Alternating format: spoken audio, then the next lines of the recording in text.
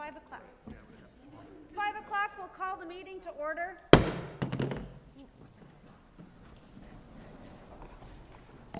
We'll start with the Pledge of Allegiance. I pledge allegiance to the flag of the United States of America and to the republic for which it stands, one nation, under God, indivisible, with liberty and justice for all. All right, our next item is roll call of members. Can you please do the roll call, Jason? Sarah Sarda. Here. Terry Crandall. Here. Kathy Greenaway. I'm here. Franny Kiefer. Here. Jill Sternquist. Here. We're all present, so we do have a quorum. We'll move on to item number 2, approval of the agenda. Motion to approve the agenda before us. Second. We have a motion and a second. Is there any discussion? Roll call, please, Jason. Greenaway. Yes. Sternquist. Yes. Kiefer. Yes. Crandall. Yes. Sarda. Yes. Okay, item number 3 is our approval of minutes. I'll make a motion to approve the minutes of the April 12th, 2021 regular school board meeting and the April 26th, 2021 special school board meeting. And the May 4th, 2021 school board meeting. There was a lot of them. A lot of them. Okay, we have a motion. Second. We have a motion and a second. Any discussion? Roll call, please, Jason. Sternquist. Yes. Greenaway. Yes. Crandall. Yes. Kiefer. Yes. Sarda. Yes. Okay, item number 4, conflict of interest. I'm going to turn this over to Jason, and he's going to talk to us about a conflict we have this evening. Okay, thank you, Sarah. What you have before you tonight, normally we don't have very many conflicts to disclose, but there are 2 different kinds of conflict that passed the legislature back in 2014, as noted on the agenda, what happened and why we do this. Tonight we have an employment offer for Dave Greenaway that is coming later on the consent agenda. So in the spirit of the law, we do have, it represents a direct benefit conflict, which is a waiver from the school board that makes sure that it is authorized for us to move forward with that employment. So the action that we would ask the school board to take is printed on the agenda to approve a direct benefit request for school board waiver for school board member Kathy Greenaway. So just wanted to clarify if anybody had any questions prior to taking up that action. It doesn't do the employment itself, it just discloses that there is a potential for a conflict. Thank you. I'll make a motion to approve a direct benefit request for school board waiver from Kathy Greenaway for her husband Dave Greenaway, whom has been offered employment in the Yankton School District as a warehouse/delivery driver. So moved. We have a motion and a second. Is there any more discussion? Roll call, please, Jason. Kiefer. Yes. Crandall. Yes. Sternquist. Yes. Greenaway. Abstain. Sarda. Yes. Okay, item number 5, consent agenda. I'll make a motion to approve the consent agenda as listed.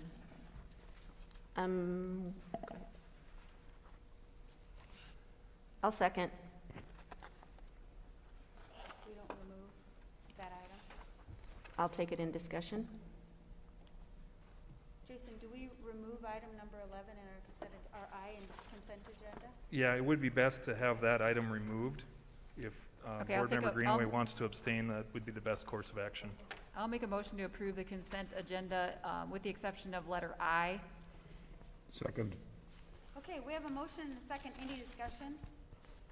Roll call, please, Jason. Sternquist. Yes. Crandall. Yes. Kiefer. Yes. Greenaway. Yes. Sarda. Yes. Okay, now we'll move on to item I, which is the work agreement for Dave Greenaway. I move we approve the work agreement for Dave Greenaway. Second. We have a motion and a second. Any discussion? Roll call, please, Jason. Crandall. Yes. Sternquist. Yes. Kiefer. Yes. Greenaway. Abstain. Sarda. Yes. Okay, moving on to item number 6, public comment. Jason, did we have anybody registered to comment this evening? No, we did not. Okay, we will move on to item number 7, which I believe is student achievement and good news. And Mr. Mitchell and Mrs. Wagner are speaking to us. evening.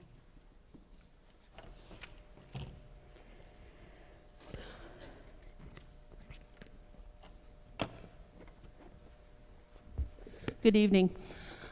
I am waving to direct people, and I don't think it's working. My good news is that we did kindergarten screens at Yankton High School this year. After over 30 years, Jerome and I were trying to figure out, both of our kids went through, so it had to be at least 30 years that we've been at the community library. So it was a great move. We moved because of COVID. But as it turned out, with the help of the high school custodial staff, as always, the maintenance crew helps us, and Ryan Moores and Jennifer Jonke, it worked out just fabulous. We did a little bit of new signage, and I think the parents really enjoyed it, and we plan on doing that again next year. So that was one of my good news. My second good news is my dream has come true. I didn't know it was going to come true, but for many years, I know that other high schools have set up a coffee shop within the school. And I mentioned it a few times, and then Riley came up to the high school this year. Come on over, Riley. Riley Smith is our life skills teacher here at the high school. And lo and behold, he started a coffee cart. And so I'm going to let Riley tell you a little bit about that. And I told him, I said, you just made my dream come true, because I always thought that would be such a great idea along the lines of small business. So I'll let him tell you about it.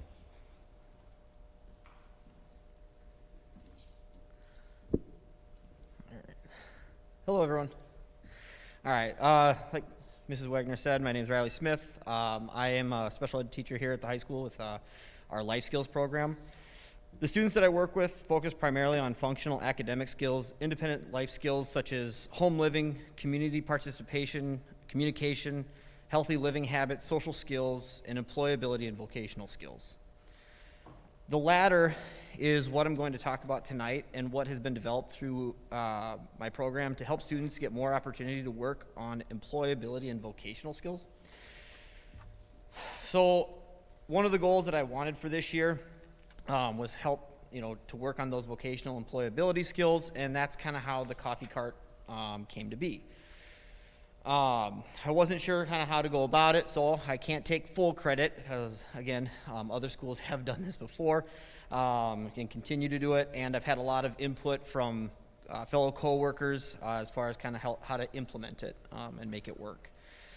The coffee cart is a way for students in my program to work on multiple skills, including job skills, social skills, functional academic skills, and also just to kind of help develop rapport with teachers, staff, and students within the building. So it kind of started off with trying to figure out how to get it to go. So I sent out kind of a Google form. I had 42 teachers respond that wanted to participate in the program. So that was awesome. And actually every week it has continued to grow. I think now we're just over 50 teachers that we take orders from. So with that, we develop a schedule, and students go out, according to what day and what group they're in. So they go, and if their group is the science teachers, then their group would go out that day. We take orders on Monday, Tuesday, Wednesday, and then at the end of the week, students actually deliver the orders. Sorry. To make this work, it had to we wanted to make sure that it was going to work for everybody. So what we did then is we used homeroom time. So that way we weren't interrupting classes, and we could go out and take orders, and students wouldn't be missing classes either. So during homeroom, students have a group. They go out, they take orders. There's a ticket that they use, and then we offer dark coffee, medium coffee, hot chocolate, and 2 different types of tea. They can order creamer. They can also have sugar or sweetener. So we really want to make sure it was the real deal. So with this then, teachers are charged 50 cents. It doesn't matter what they order, it's a flat rate of 50 cents. This was to help again with helping students work on different types of money skills, counting back change. We have the other classes that I have are like independent or functional reading skills and math skills and a social skills class. So during that time then, we actually use that to reinforce kind of how we can work on all these skills, whether it's with the coffee cart or just anything throughout the day or what they're going to encounter throughout daily living. So then on Thursday, what we do then is we go into the home ec lab, and we actually then the students make the hot chocolate, they make the tea, they make the coffee, and then we have a group that goes out and does all the deliveries. So that's pretty much kind of how the coffee cart works with our students. We have included National Honor Society students to also help. It has been a great collaboration. The students do a fantastic job helping them. They help supervise, taking them out with the orders, and then also with the deliveries. It's been a great experience. The students have done an amazing job at kind of making it their own. Teachers are always excited to see the students come in during homeroom to take their orders, and are really excited to get their hot beverage at the end of the week. So this quarter was kind of a test run to see how it would go. It's been a success, and students have made a lot of progress, and it's going to be exciting to see kind of how we develop the program in the future. So, Excellent, great program. yeah, it's been a lot of fun, and it'll be great. I like the integration for the special ed. Good. All right, thanks.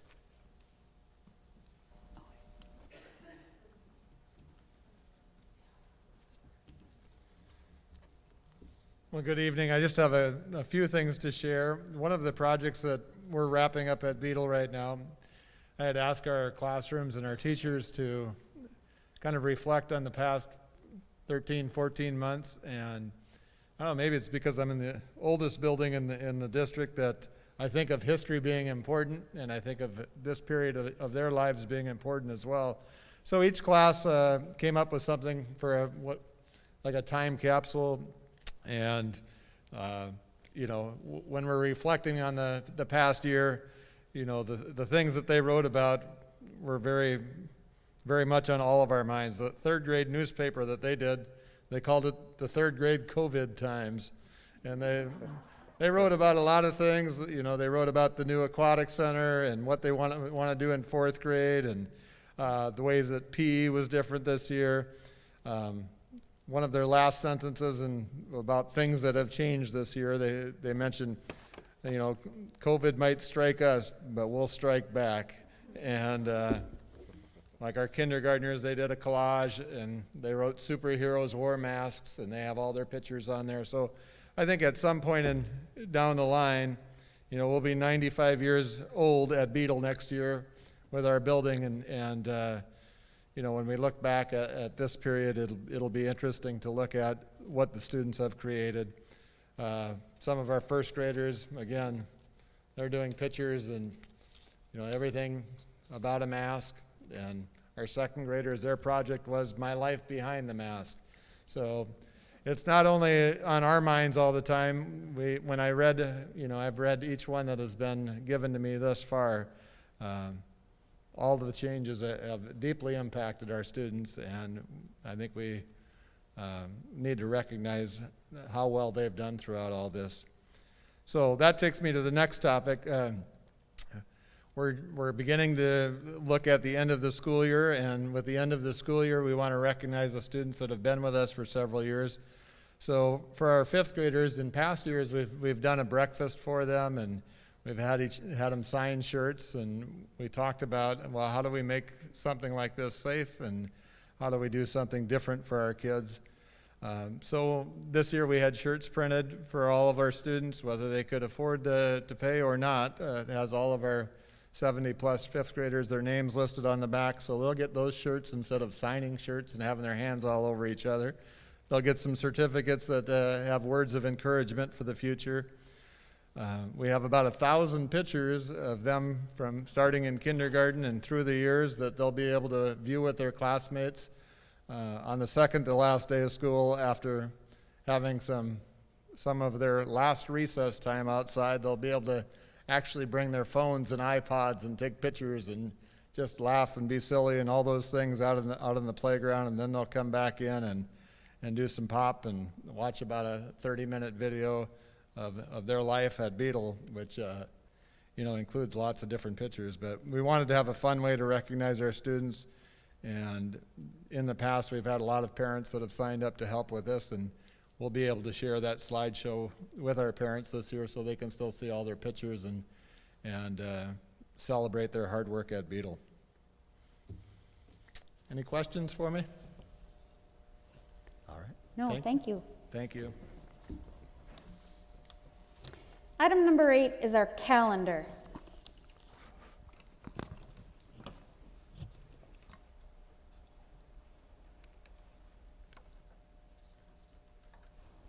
Okay, Jason, can you put up the revised snow day makeup calendar, please? So tonight before you, you have a couple of options. We had one snow day, which we're grateful that we did not have any more than that. And so tonight the board needs to decide if they would like to make that day up. And if so, this is the calendar that you would approve. And essentially what it does is it puts the last day of school on May 21st, which is a Friday. Currently, it's tentatively scheduled for May 20th. And then it moves teacher work days to May 25th and May 26th. That's one option you have. The other option you have is that we had a revised calendar which was done on March 8th, and that represented a revision because we continued the Friday early releases. And if you go with that calendar and you choose not to make up the snow day, then we just stick with the calendar that has already been adopted. So those are your two choices for calendar, and we are hoping that there are no other snow days between now and the last day of school. Okay. My sense would be that two things. One is, I think the year's been long enough without adding another day to the year. And secondly, being in the classroom and being a counselor and so forth for many years, I don't see a whole lot being done those last days of school anyway. So I would move the first tentative calendar that was presented, or the second one that was presented, that would create May 20th as the last day of school. I promised my kids I'd try to get a couple more weeks of school, but I guess we'll go with this one. Second. Okay, we have a motion and a second. Any discussion? The only question I have is, we're still meeting the hours as far as instruction if we remain? Yes, I attached that as well, which shows the number of days that are required and where we're at as a district. And so with Mr. Crandall's motion, essentially you're saying you will not make up the snow day. That would be the motion. Right. And then we would just keep the adopted calendar from March 8th. Okay. All right. Any more questions? Roll call, please, Jason. Crandall, Yes. Sternquist, Yes. Greenaway, Yes. Kiefer, Yes. Sarda. Yes. All right. Item number 9 is Juvenile Detection Alternatives Initiative. We'll be hearing a presentation.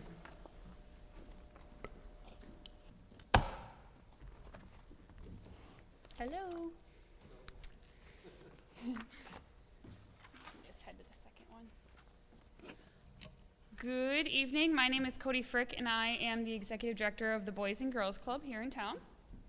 And I'm Savannah Sullivan. I'm the Teen Director at the Boys and Girls Club.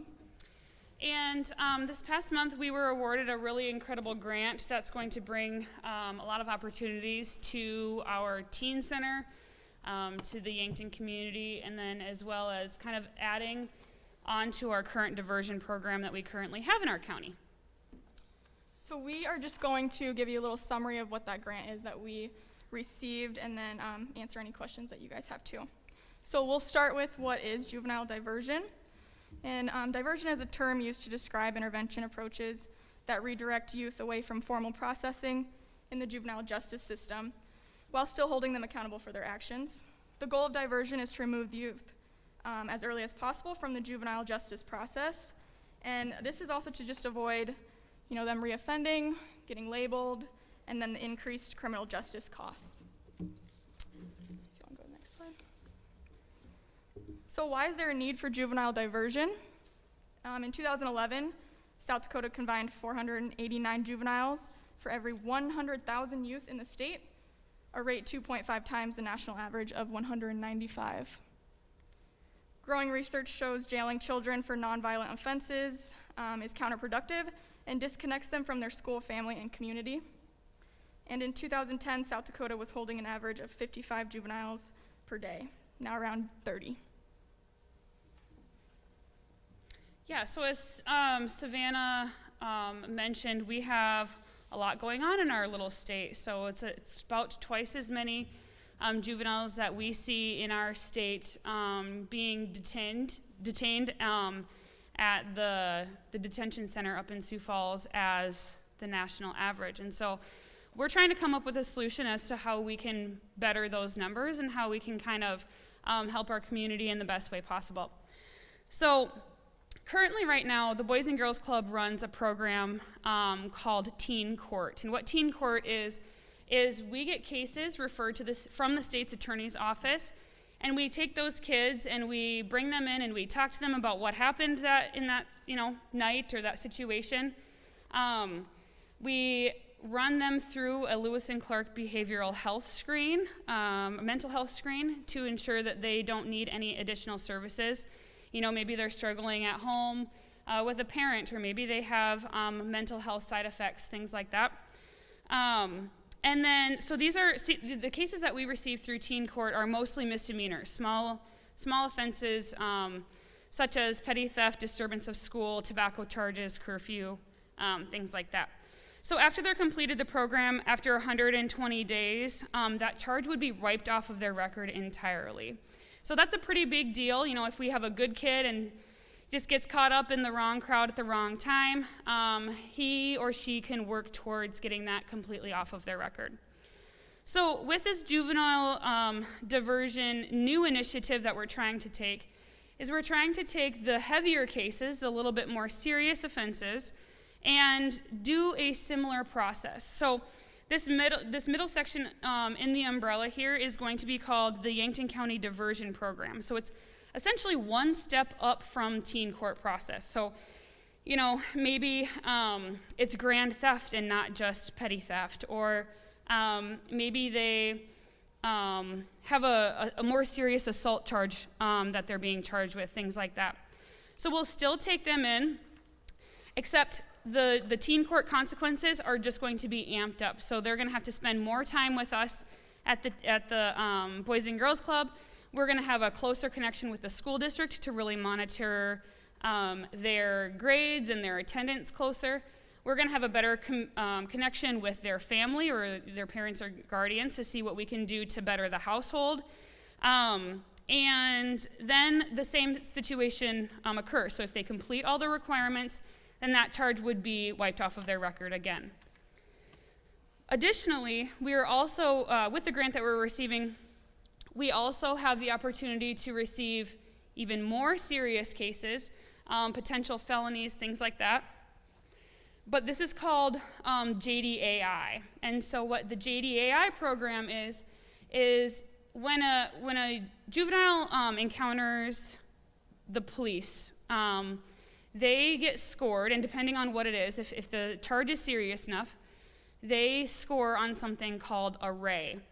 And what array is a number of questions that the detention center in Sioux Falls asks the police officer dealing with this individual, asks them a number of questions, right? And so things like, are you going to be a threat to the community?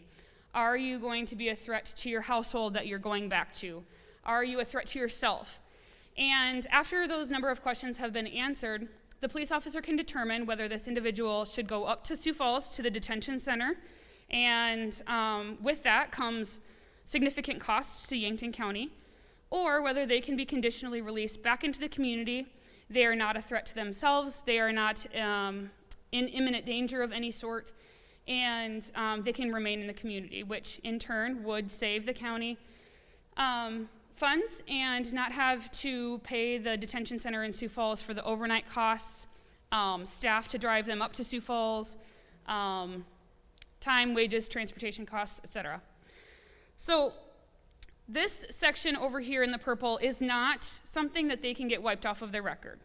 They screwed up pretty badly, but our hope is that with the connection that the Boys and Girls Club can make with this individual, that we can keep them in the community safe and encourage them to meet their court date and successfully go to that court date.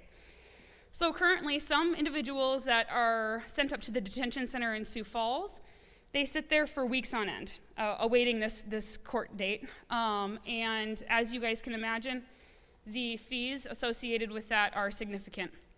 And so our hope is that we can continue to meet with these individuals on a daily or weekly basis up until the court date arrives, and we can really kind of mold them to, it will encourage them to arrive at their court date successfully. And so at the Boys and Girls Club, we offer, you can go to the next slide if you'd like. Actually, I'm going to skip to the next one after that. So at the Boys and Girls Club, we have a number of priority outcomes that we focus on, and this would be no different. So we would just mold them to be efficient for the kid that is going to go through the program. So we really focus on citizenship and volunteering and healthy lifestyles and education. So we would have consistent supervision with that individual. We would hold them accountable for their actions. We would be able to bring them on college visits and work towards maybe potential job interviews on how they apply for a job, things like that. Encourage those healthy lifestyles, so snack and supper are provided each day and evening at the Boys and Girls Club. We have gym access and mindfulness programs.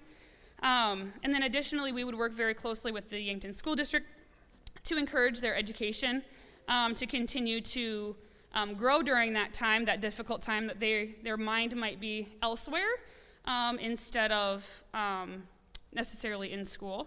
So we would provide homework help, tutoring, computer access, and then staff communicating with the school district to make sure that they're attending and being successful in the meantime. Something else that we provide at the Boys and Girls Club is Keystone and Torch Clubs, and those are our leadership groups that we have, a middle school and a high school club. And so we go out into the community, we volunteer with a number of other nonprofits in the school, or in the community, and we also really focus on volunteering and giving back to the community that has given so much to us and our kids. Kind of in general here, so what we're trying to do with this grant is just really making sure that those kids that don't commit a serious offense are able to stay in our community, and not only to prevent those additional costs to the Yankton County, but to really make sure that those kids know that it's okay to make mistakes. There's an organization and there's a group of people here in our community that are willing to work through it with them and really help them and guide them and give them someone and a good role model to kind of get past that tough time that they're in. So we're really, really excited about this grant that we were able to receive, and we're excited to kind of get it up and going hopefully in July. Does anyone have any questions? That was probably a lot of information there. First of all, I just want to say what a great benefit the Boys and Girls Club and the club brings to the city of Yankton. Thank you so much. I mean, it means a lot to people, and I know that very much from personal experience. What's the duration of your grant? The duration of the grant is 3 years, and so after 3 years, we could either reapply for the grant or have to fund it ourselves through the Boys and Girls Club in the county. Yep. Are there any more questions? All right, thank you very much. Thank you so much. Good luck. Thank you. Okay, item number 10, activities.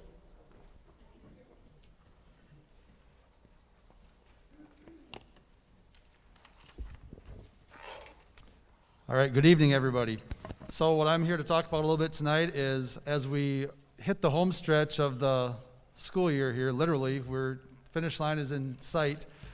And with that being said, our coaches are planning for summer activities already. So with that being said, Dr. Kendall and I, we discussed what we need to do for the summer, and we had a meeting with the Health Advisory Committee on Friday, and we discussed with them easing some of the COVID-19 restrictions that our activities have been going through all school year long.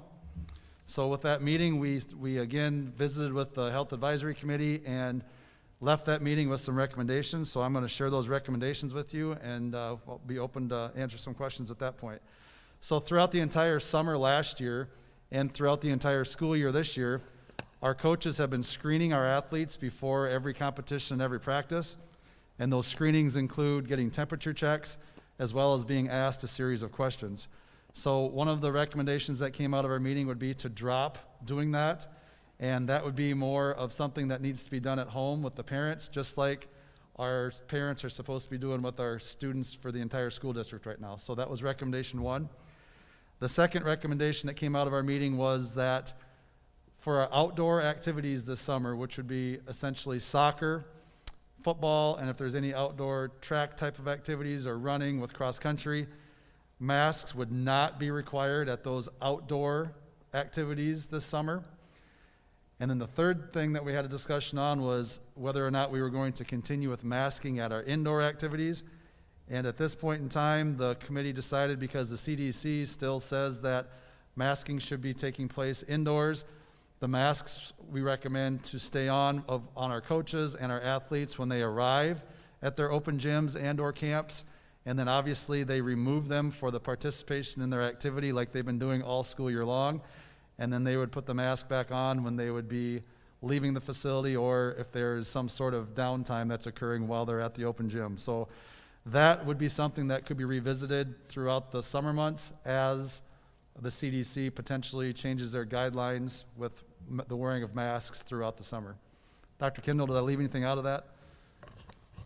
No, you did a nice job, and I think it was on Sunday on the news, and there was a little bit today about the CDC already having some discussion about masking indoors, and I would suspect that sometime this summer that may change.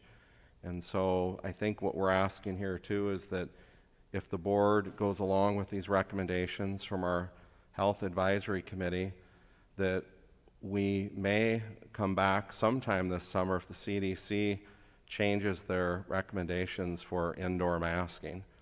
And if that be the case, then we would come back to we'd go back to our committee and bring a recommendation back to the board that possibly change this sometime during the summer, perhaps. Any questions for myself or Dr. Kendall? No, I just echo what you said. I thought you did well. One of the things, I do serve on that committee along with Jill, and Yankton is still in substantial spread. So it's important that we stay vigilant, and I know people are COVID fatigued, and I apologize that the administrators and the coaches are getting some pressure on that. But it's important that we stay vigilant, because what we have done has got us to this point, and we'll get to graduation, and that's amazing. I don't think anybody's thought that we would be here. So stay the course.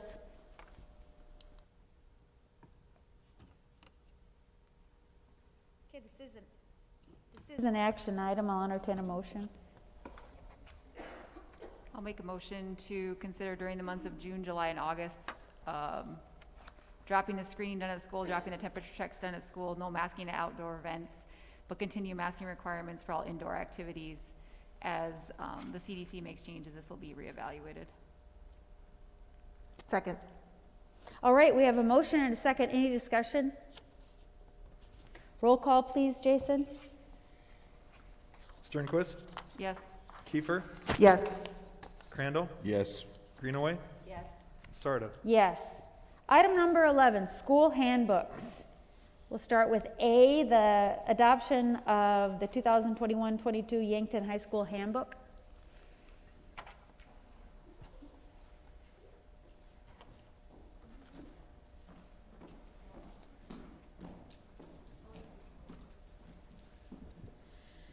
As we were reviewing the high school handbook, we found that we've made a number of changes over the past few years. So no changes were needed for the rules, the regulations, for the definitions. However, I'm going to turn this over to Mr. D to talk about one change that he has added for next year. Good evening. So for next year, I visited with Dr. Jonke, our school counselors, and so forth, and just have been looking at some different options to implement a new bell period schedule that we've had, and look at some different options with some homerooms. And as you can see, we do have, what we've done is we've split the homeroom schedule times for a part in the morning and a part in the afternoon right away. And really that's we're looking at making sure that students are able to check out a Chromebook and keep their Chromebook out for themselves throughout the day. So they would come in the morning, pick up their Chromebook from their homeroom, and then they would head to first period class.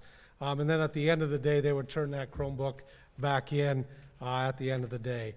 With doing this, we've moved some periods from 47, 48-minute periods to 50-minute periods. We've had some different areas where we start the day 10 minutes earlier and we dismiss 10 minutes earlier. What also is intriguing about this is if we have homeroom at the end of the day from 3:05 to 3:15 for 10 minutes where students are turning things in, checking in materials, checking with their teachers before they head out for the day. We also have some time at 3:15 to 4 o'clock where our teachers are able to work with students. We're able to keep them accountable. Due to the COVID this year and due to different things, we've had a large number of students that are going to need that have been either working in credit recovery or have been working in different areas to get caught up on some different areas, and we're still going to have some of those things next year. So working together with some of our department heads and, like I said, Dr. Jonke, our school counselors, so forth, we've talked a little bit about this in early March, and it's something that we're going to work to implement next year for our bell schedule. So with that, with the high school handbook, and like I said, there's been no other changes other than just our bell schedule time. I think one question would be, well, are you concerned if you start the day earlier, will you have more kids late? Well, we have kids that come in that are late now. If we started the day at 9:10, we would probably still have some kids that come in late, so forth. So I think it's just the expectation of what we have and where we want to go with some of those things. And like I said, those are things that myself and Mr. Campbell will have those things to work out and to address and so forth like that. So I would open it up for any questions that if you have any on that, and then would seek for your approval of the YHS handbook. Mr. D, how does this different schedule impact the bus schedule? The bus schedule does not impact the bus schedule whatsoever. It actually probably helps us as our high school kids are scrambling to get to the bus so that we can get to the exchange at the middle school, as that bus is usually the last bus there, and before we exchange with all of our buses at the middle school. And our buses have everybody dropped off. The high school is the first drop-off point, so forth with that. And so that has no impact on the busing. And that's also been, as I've talked with Tony Anderson and Tim Engel and so forth as well, and there's no issues with that, as well as Sandy Kramer with our school with breakfast and so forth as well. So those things should not be an issue. How long is the current homeroom right now in the morning? The current homeroom is 23 minutes that we have right away in the morning.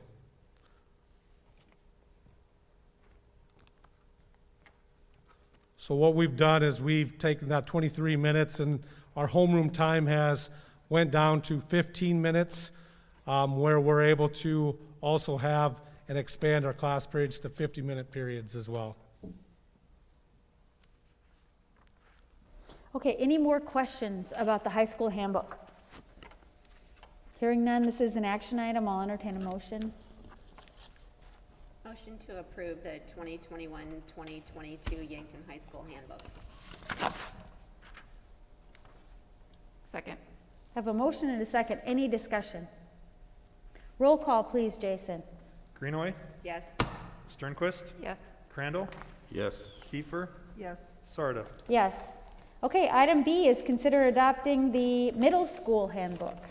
So with our middle school handbook, we have, there are not a lot of changes. A lot of it's just more our staffing changes that we have in there and some word changes.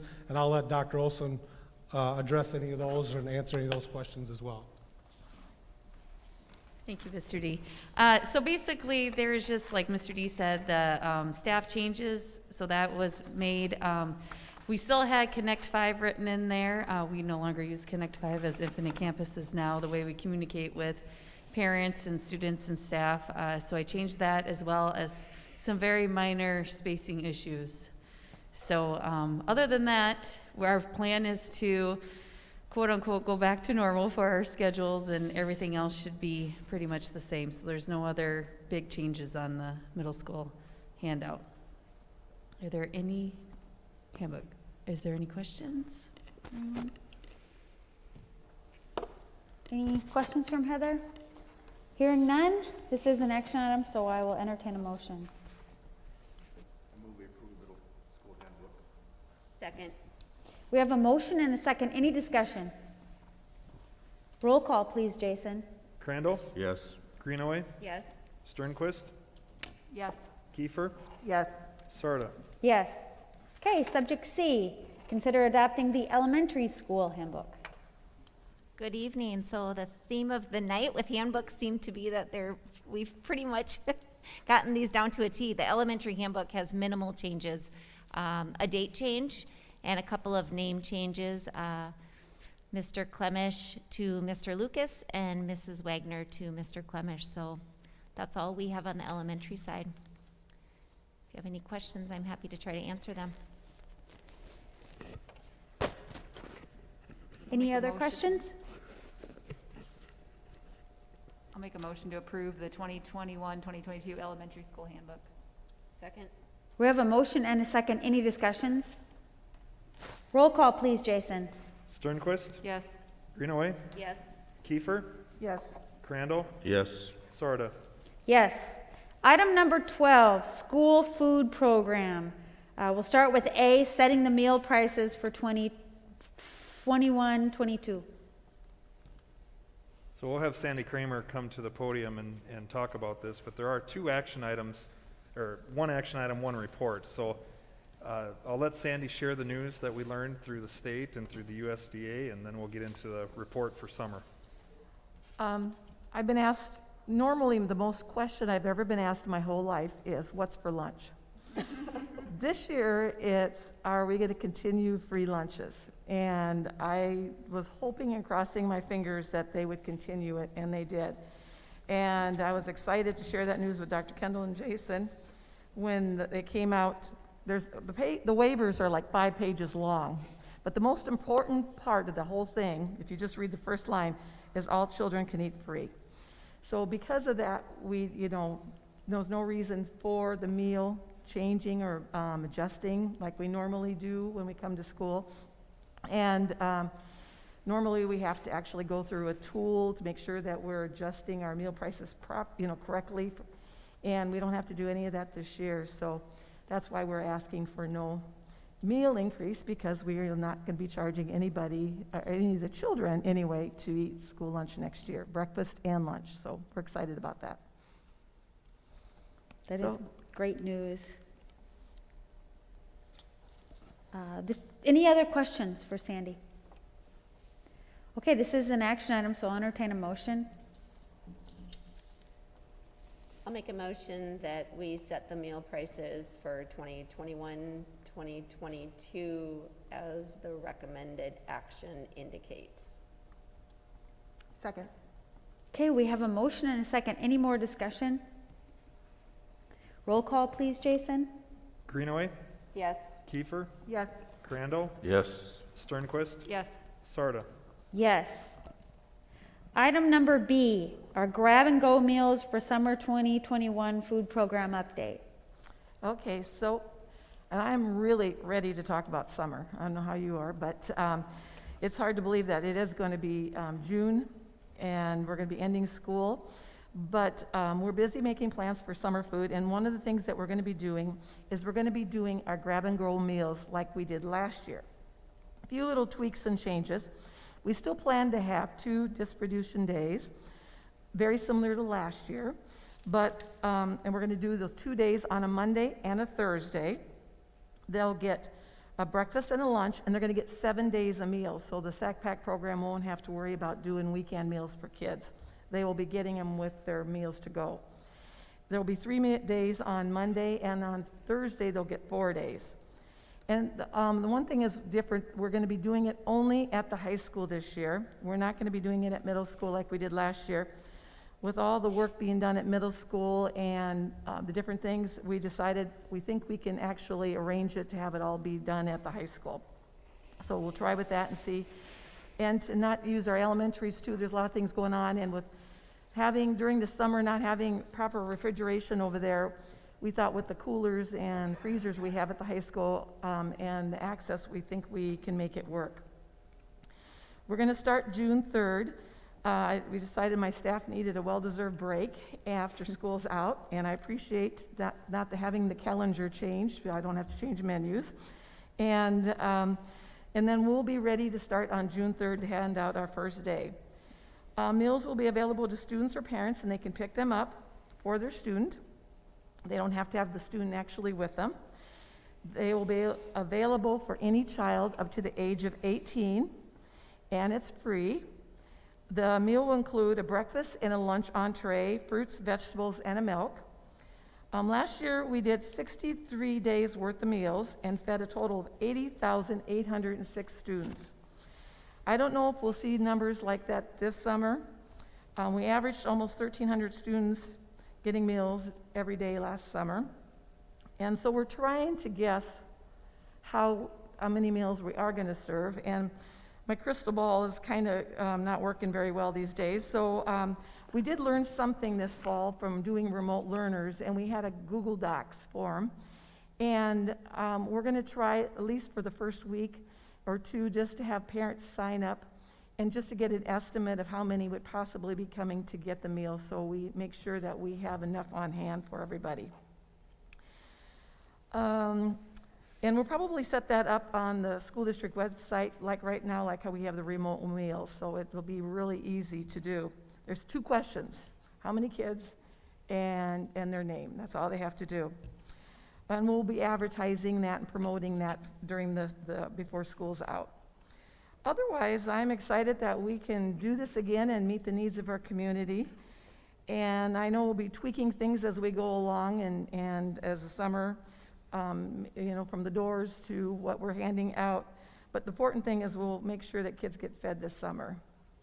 Does anyone have any questions?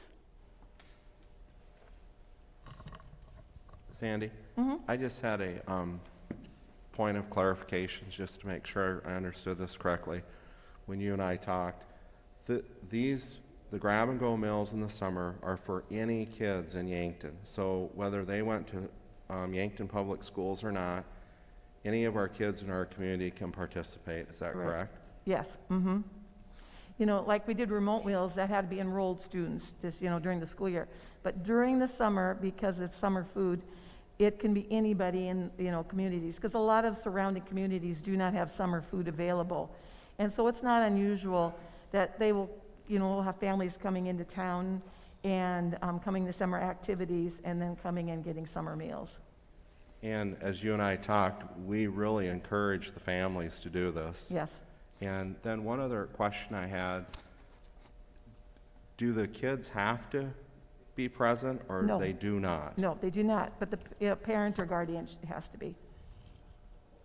So it's very easy, and we had a mixture of both last summer, A lot of kids, were older, who could drive, or picking up siblings, and we're also working a little bit with, there's a United Way DoorDash program, and if we find that there's some families that are having transportation problems, DoorDash is willing to do free delivery. So we're in the process of actually setting up something for that. So I'm hoping to have more news come out on that. I just got an email before I came out here tonight that we were approved. And so now we're just working out the details. So we'll get food to kid one way or the other. I just have a comment for you. I was presenting for the school board at the PEO meeting last Monday, and I was stopped to recognize what a great job you have done for the summer meals and the Angel Fund. So I just wanted to pass that on, that people are really appreciative in the community about what we're doing, not just for the Yankton High students, but just all the kids. So you're very much appreciated. Well, I have great staff, and they worked really hard this year and trying to get everything, be able, our goal was when we started school, is I told them, we're gonna have a lot of changes, it's gonna be confusing and scary, but our goal is to feed kids.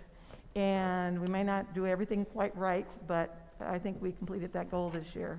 And it's always been a dream of mine to have universal meals, and so it's been very exciting to be able to see this come and know that parents don't have to have that stress of having to worry about paying for meals, because lots of times it's just that middle income people that really struggle. And I think getting them all caught up, and I hope they continue this, who knows, but it's definitely opening the door. They're seeing very good results from it.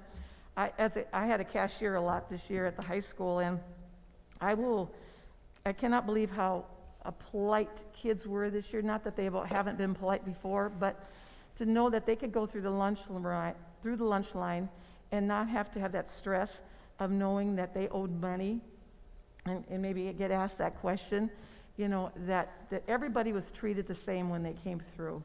And so I just think it was one of the best gifts to be able to give to the school children this year, was be able to give them free meals, and to see it continue. I'm very excited for this. Thank you. Any other questions? Mrs. Kramer, will you remind me again, is it school-age children, or Up is to it the age any 18. child? Up to the age of 18. So they can be toddlers, anybody, if they can eat table food, and up to the age of 18, they can get food.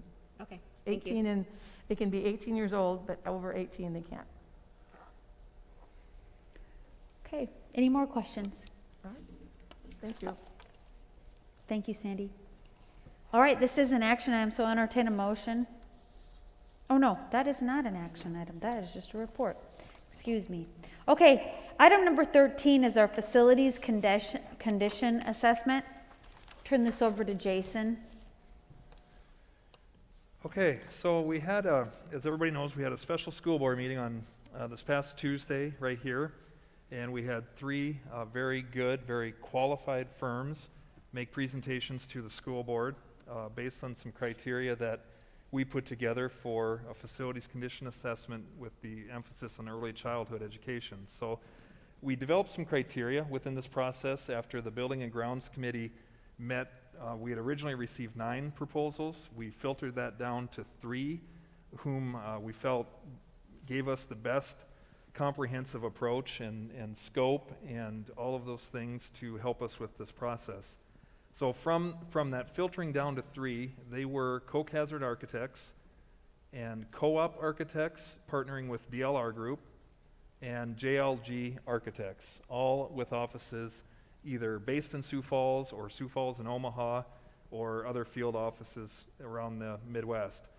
So going through this process, we had allotted time for each to make a 45-minute presentation, and we had a team assembled of our administrative team and our department heads, along with the 5 school board members, so 20 people in total, and we had 10 criteria that we had set up to rate each of the presentations, so a maximum score of 40 points could be awarded per group.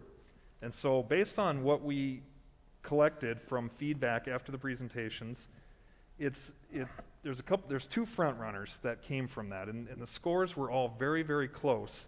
But it appears that Koch Hazard had the most first place votes if they were straight up ranked with 8. Co-op DLR had 7 and JLG had 7. Koch Hazard also had the highest average score amongst those 3 groups. And so looking at that data, I mean, one way we could do this is to go off of that, and that should be enough to determine that Koch Hazard may be one of the most favorite of the evaluators. Taking that a step further, one thing that comes if everything is all considered equal, taking a deep dive into the projected cost of what their proposed services would entail.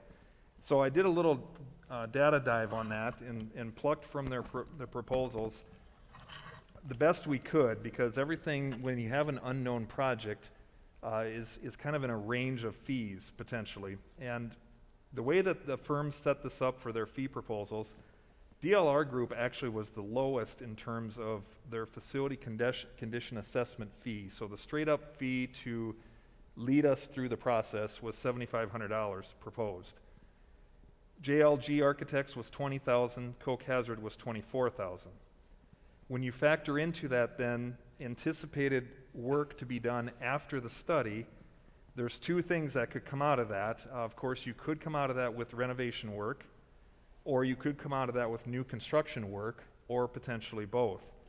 So just a quick synopsis of that, DLR and Co-op Architect, their range of fees for new construction was between 5.5% to 9.5% based on the project size. Renovation fees 8.5% to 12.5%. The JLG Architects were 5 to 7% for new construction and 5 to 7% on renovations. And Coke Hazard was 5.9% to 7.5% on new construction and as well as renovation. So to try to simplify that, Dr. Kendall and I looked at these dollar proposals and said, okay, well, what if we came out of this, and this is completely hypothetical, but if we came out of this with $3 million worth of renovation work, what would that cost in terms of professional services? So with DLR Group, that would be around $300,000, JLG $210,000, or Coke Hazard $225,000.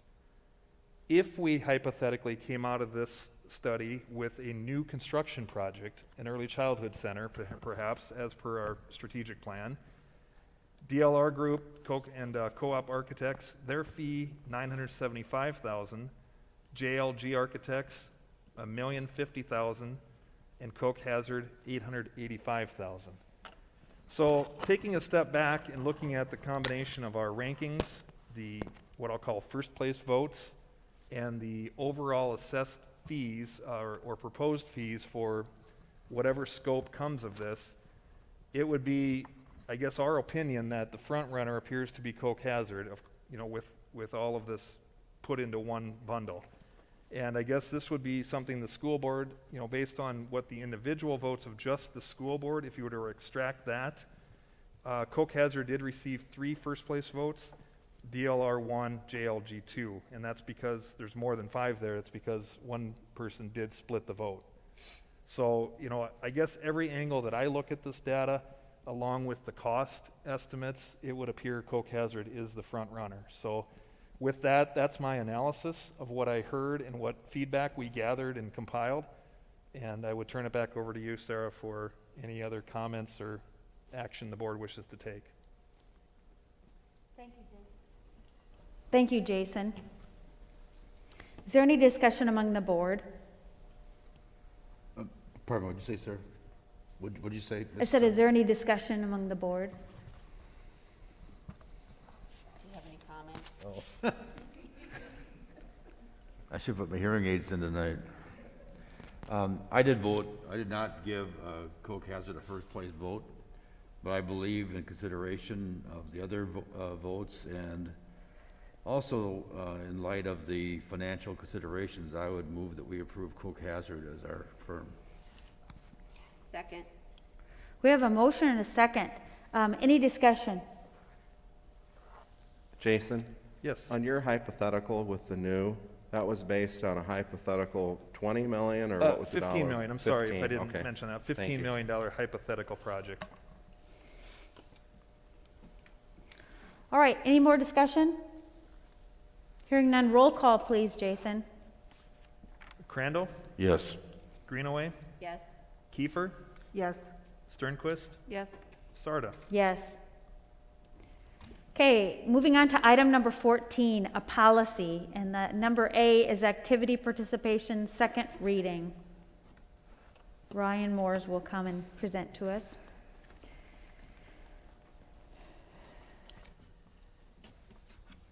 So last month, I brought to you the fact that the South Dakota Senate passed Senate Bill 177 back in early March. And with that being said, Yankton School District Board policy needs to undergo a change so that we can allow students to participate in our activities even though they would not be enrolled in Yankton School District whatsoever. Our previous policy said students enrolled less than full-time at Yankton School District may not participate in any extracurricular South Dakota High School Activities Association sanctioned activities, and that would simply be struck from the board policy. Okay, thank you. Thank you. This is an action item, so I'll entertain a motion. I'll make a motion to update our policy in accordance with South Dakota Bill 177. Second. Have a motion and a second. Any discussion?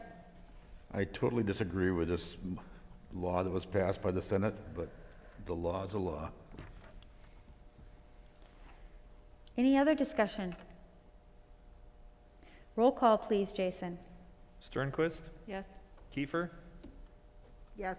Crandall, Greenaway, Yes. Sarda. Yes. Item number B under policy is rental and use of facility policy amendment. Okay, this one falls under my umbrella. And each year at this time, we update our fee schedules per our policy. And we keep that aligned with the city of Yankton as they work through the fee schedule setting for this facility. So just to keep those in tandem and to consider our labor costs each year, we want to make sure that the rental activities are as cost neutral as possible and still represent a good value for the taxpayers in using our school facilities. So this is not to say that rentals have been reopened per se, but we do need to have an established fee schedule for such time that we do reopen, and that decision will be revisited this summer as we work our way through those COVID changes and wait for the CDC and all of that stuff. So this ask tonight is only for first reading. We'll bring it back to you at the June school board meeting, school board agenda for a second read, and then later this summer, Mr. Moores and myself and city staff will discuss with Dr. Kindle how best to move forward with respect to rental activities. All right, is there any questions on the board? Okay, that is just a discussion in the first reading. So item number 15 is School Finance 101. We'll turn it over to Jason again. I'm going to be out of breath tonight. Okay, I'm going to keep this very brief and very high level. We've had enough to contemplate already tonight.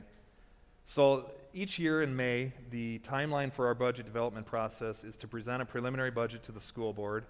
There's no expected action to be taken, and we all know and understand in this process that this is preliminary. So the first document that I'm going to quickly go through here is our budget expenditure projections, and what you're seeing on the screen in front of you is the traditional view of by fund and by functional area. So it's a little bit hard to decipher, any real trend data or disaggregated, detail to this line item or to this summary view. But the important things to note on here, as it relates to the general fund, would be that we do have some federal programs that have already been allocated for next year, and Mrs. Wagner and Jerome Clemish and myself will be working through writing those applications, get that taken care of this summer. The ESSER funds, you see on here $484,000. That is our ESSER 1 allocation. There is also an ESSER 2 allocation in the neighborhood of $1.8 million, and soon to be announced an ESSER 3 allocation. So those two, ESSER 2 and ESSER 3, will be added to this budget. Thus our bottom line for what we bring back to you in July will undoubtedly be a larger number to incorporate those two grants into the budget. And then we will also be, at some point soon, working through details on how those monies are going to be allocated and recommended to be utilized for learning loss and other needs in the schools in the coming years. There is a timeline with those ESSER funds. They are a multi-year grant, which is incredibly unique for our grant management process here internally. The ESSER 1 funds must be expended by September of 22. The ESSER 2 funds must be expended by September of 23. and the ESSER 3 funds must be expended by September of '24. And so it's I'm gonna need a bigger calculator, I think, because the keeping track of all of this stuff is going to be a real challenge, but we will get it taken care of, and it's going to definitely be new territory for us for sure. The other funds are presented here as well, and capital outlay being, I guess, the next item of interest. We have a draft plan of our 5-year capital plan, and that'll be coming back to you for your consideration at the June school board meeting. Very detailed, very comprehensive plan that we've put together, and we'll be having a little more information on that here next month. The other funds, the special education, impact aid, food service, and concession funds are exactly as they sound, and we're bringing you these totals to, I guess, as a point of information. All of these funds will be revised once the contracts are finalized with the teacher negotiations, as well as where we are done hiring. I'll have some changes to make and incorporate into this budget. So the action item for your consideration is to set a hearing. But before you do that, I do need to point out a couple things on the revenue side, which is the other document. Both documents, by the way, are posted to board docs, so anyone in the public can take a look at those summaries. The revenue side of this budget, you'll recall we put forth a very comprehensive plan when we proposed an opt-out last winter in 2020. That opt-out was passed, authorizing the school board to levy taxes up to $1.85 million for 4 years. So at this stage, we have proposed in this budget for first draft to have the year 2 is what this budget would represent, include the full amount of the opt-out. And if you recall, the conversations we had with the public, that if something changes with either our revenue picture or the expenditure picture, or some transfers that are planned within capital outlay to general fund, there may be opportunity for the board to consider taking less of that opt-out in years 2, 3, or 4, or no opt-out, or some opt-out. You know, there's a lot of variables that go into this. So this preliminary look does not bind the board in any way, shape, or form. It's simply following the plan that we put together and showing you what year 2's revenue picture would look like with the full opt-out amount. The other item to highlight then, of course, on the transfers in and the line item detail that'll come forth in the capital plan is to transfer in on an ongoing basis $400,000 from capital outlay to the general fund. So that would be continuing what we put forth in the public and showing it on how it sets up on a preliminary budget. So there's a lot of moving parts, and we'll be fine-tuning this as we finish those processes for hiring and negotiations. And then we will have, for the July school board meeting, a budget for a hearing, and then we'll bring it back to you in August for your consideration for adoption. One final note, as far as budgetary highlights go, the state aid projection or approved state aid for fiscal year 22, as approved by the legislature, is 2.4%. The opt-out plan that we put together, called for or assumed a 2% ongoing increase in state aid. So that is a favorable for budgetary purposes, as well as the levy detail that we talked about during those opt-out. I believe the projected number for homeowners we were using was 92 or 94 cents per thousand, and our actual levy for pay 21 came in at 92 cents. So based on the tax base growth that we project out, it may dip below even 90 cents for next year at the full rate. If you take less than that, as we develop the budget, of course, the levy rate would be even less than we told the taxpayers. So all very good news, and we're happy to share that information with you and with the community, but it's too early for us to nail anything down as we work through all of those grant applications, as well as finalize our hiring processes and negotiations. So a lot more to come, and tonight is for your information only. Any questions on any of that?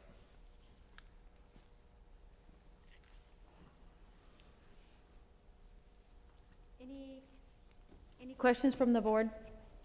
Okay, this is an action item, so I will entertain a motion. I'll make a motion to set a budget hearing for 5:40 PM on July 12th, 2020 at the Yankton High School Theater. Second. Okay, we have a motion in a couple seconds, so any discussion? Roll call, please, Jason? Kiefer, Yes. Greenaway, Yes. Sternquist, Yes. Crandall, Yes. Sarda. Yes. I just want to say, before we move on to our last item, thank you, Jason, for all the work you put into our budget and trying to help us understand. I know it's a mammoth task. Last week, Dr. Kindle and I had an opportunity to travel to Pierre to recognize Jason as the Finance Officer of the Year for his organization. So not only do we appreciate it, but the state really recognizes you too.